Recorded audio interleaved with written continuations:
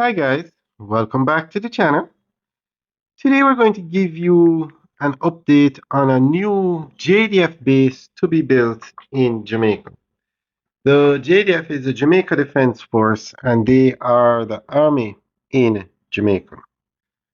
But they are going to be setting up another base in Kingston in the Wareika Hills. And the Prime Minister gave an update on this new base during his budget presentation. So they will be spending billions of dollars to build this new base. So we're going to give you an update. It's actually 5 billion to build a base that is 100 acres of land in Wareika Hills.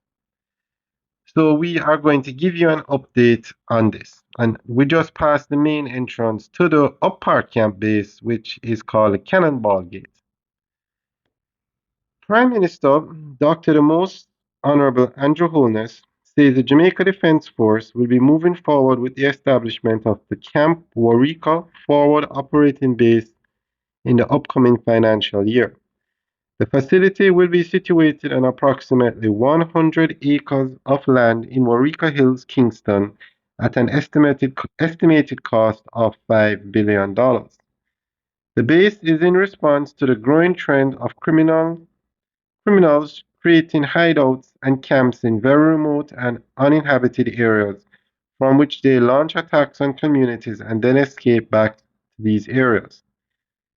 It will serve as a strategic location from which the JDF can take control of the mountain range and conduct operations in support of the Jamaica Constabulary Force and other national security goals. It will enhance the JDF's territorial dominance of the Ligoni Plains through enhanced strategic communications and situational awareness. Camp Wareika will play a key role as government strengthens measures to combat gang violence and protect communities.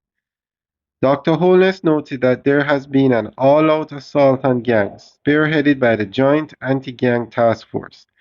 Gangs are the engine of Jamaica's violent crime. They control territory, they traffic narcotics, they extort communities.